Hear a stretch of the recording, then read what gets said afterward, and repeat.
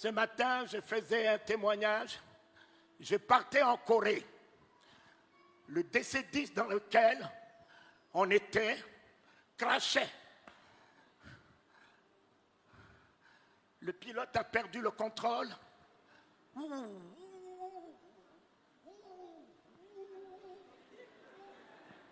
On entend dans l'avion, je vous salue Marie, je vous salue Marie, je vous salue Marie. Des prières partout. Les hôtels, tout le monde par terre. Un petit sommeil m'a pris.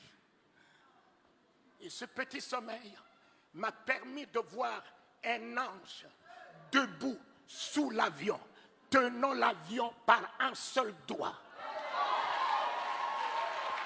Un DC-10 où on était 500, tenant l'avion par un seul doigt. Un autre ange sur l'avion, il a déployé ses ailes, assurant la sécurité de l'avion.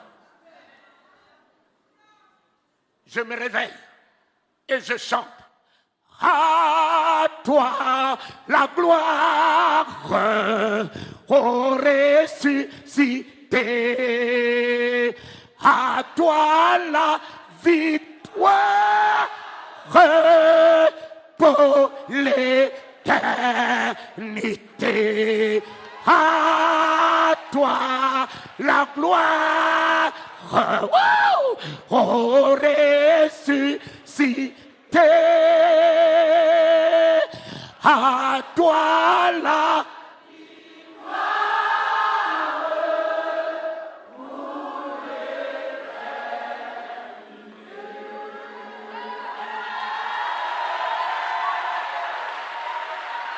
Mes bien-aimés,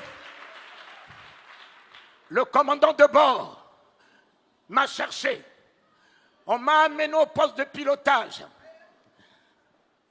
Il m'a posé la question, êtes-vous un pasteur, un prêtre? J'ai dit, mais pourquoi? Il a dit, dès qu'on vous a entendu chanter, on nous a redonné le contrôle de l'avion.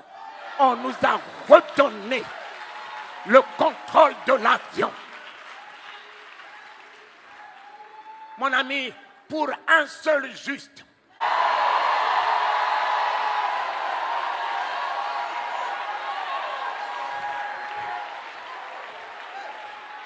tu es le seul juste dans ta famille. Dieu gardera ta famille à cause de toi. Dieu préservera ton foyer à cause de toi. Dieu préservera tes entreprises à cause de toi. Soit la grâce de ta famille, soit le salut de ta famille, soit la victoire de ta famille, soit la bénédiction de ta famille, soit la bénédiction des nations. Oh Éternel, pour un seul juste, on était 500 dans ce DC-10. Et ils m'ont retenu par peur dans la cabine.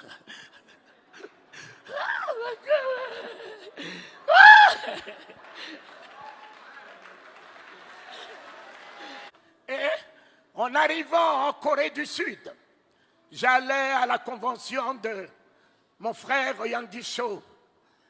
J'étais le seul de la francophonie en 84. Et le commandant de bord me signe 3 chèques en blanc. Il me dit, connaissez-vous la valeur d'un avion? C'est vous qui l'avez sauvé. Connaissez-vous combien l'assurance devait débloquer pour 500 vies qui seraient en péril? Alors, nous savons que vous n'allez pas faire tomber la société. Moi, qui n'avais que $300 dans la poche, Dieu a créé une situation, a mis en mon compte.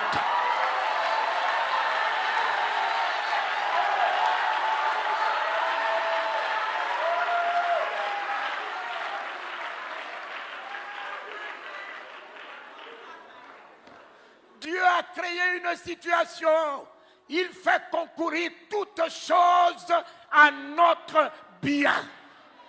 La seule chose que vous devez réaliser ce matin, ne craignez rien.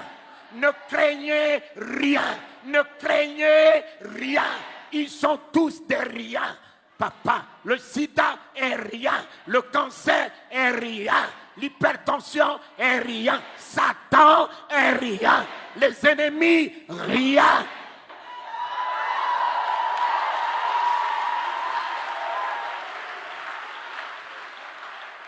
C'est la peur. C'est la peur qui vous déséquilibre. C'est la peur. C'est l'angoisse. C'est l'inquiétude. Voilà la porte d'entrée de Satan. Et si tu fermes cette porte par une foi ferme, Satan ne peut plus rien sur toi. Tu es plus que vainqueur. Parce que le nom de l'Éternel ne pourra jamais nous permettre d'échouer. Le nom de l'Éternel, c'est l'exploit. Le nom de l'Éternel, c'est la victoire. Le nom de l'Éternel, c'est la guérison. Le nom de l'Éternel, c'est la délivrance. Le nom de l'Éternel, c'est l'élévation. Le nom de l'Éternel, c'est le triomphe. Le nom de l'Éternel, c'est la gloire. C'est la gloire. C'est la gloire. Mon Père, le sida ne tiendra point. Le sida a battu la science, mais il ne battra pas le nom de Jésus ce matin. Le cancer a battu la science, il ne battra pas le nom de Jésus ce matin. Alléluia. L'homme qui atteint son apogée face à la mort. L'homme qui ne peut rien face à la mort. Et je me suis souvenu d'un homme. Un homme. On lui a dit que son ami était malade. Il pouvait même envoyer la guérison puisqu'il était lui-même. La guérison était dans sa bouche. Il a attendu que ceci se décompose jusqu'à battre la science, jusqu'à battre les sorciers, jusqu'à battre l'homme. Il est revenu après 4 jours. L'Église n'est-elle pas dans le 4e millénaire? Quelle que soit la déconfiture de l'Église, il revient pour son Église.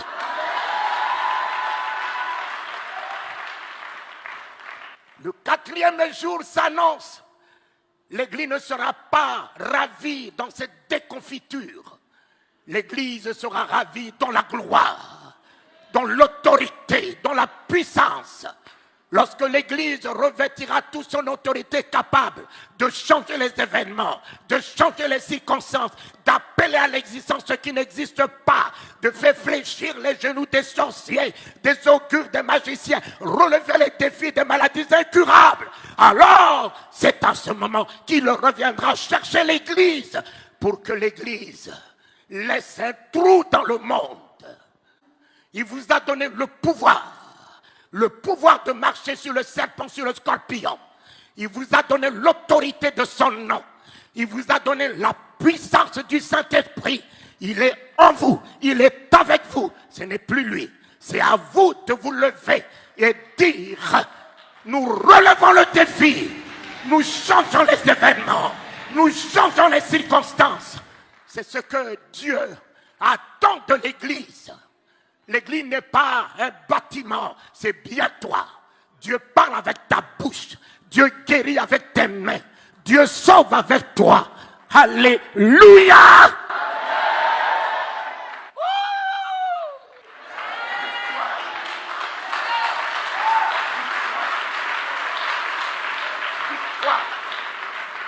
Victoire! Victoire! Un homme est venu au chevet de son ami. Il n'avait que la parole. Marthe, montrez-moi là où vous l'avez mis. Seigneur, ne va pas là-bas, il est pourri.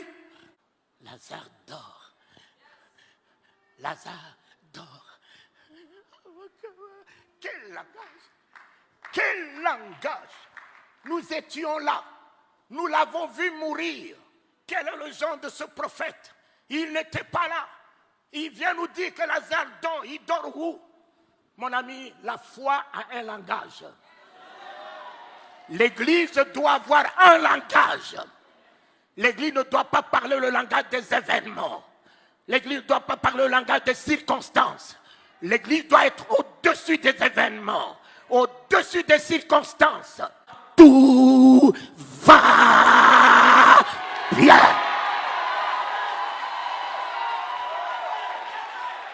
Mon fils, l'Éternel est notre victoire, papa. David l'a engagé.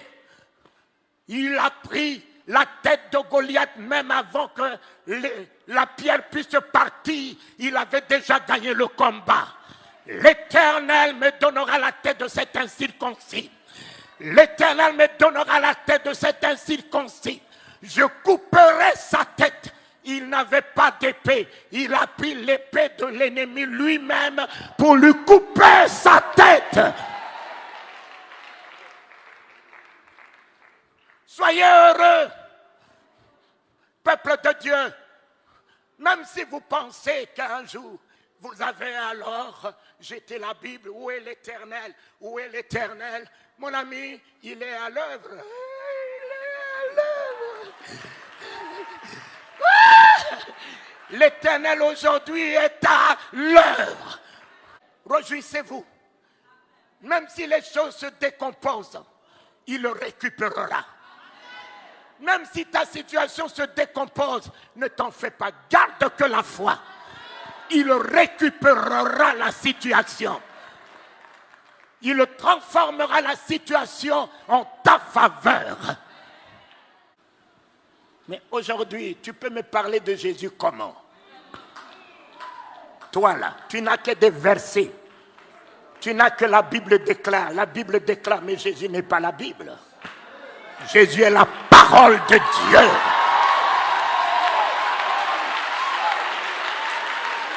Jésus n'est pas la Bible. Jésus n'est pas la Bible. La Bible déclare quoi? Déclare quoi? Jésus est la parole. La parole de Dieu est un homme. Ce n'est pas un livre que tout le monde utilise, les sorciers utilisent, les maçons utilisent. Mais Jésus n'est pas un parchemin. Il est la parole par laquelle Dieu a créé les cieux et la terre. Faite chair. Elle est venue dans ce monde, un homme. La Bible est pour la tête. Mais la parole de Dieu n'est pas pour la tête. La parole de Dieu se tient à la porte du cœur. Ils ont des grosses têtes, mais ils n'ont rien dans le cœur. Papa, ils ont des grosses têtes, des versets, des chapitres, des prophéties, de ci, de ça. Mais ils n'ont rien dans le cœur.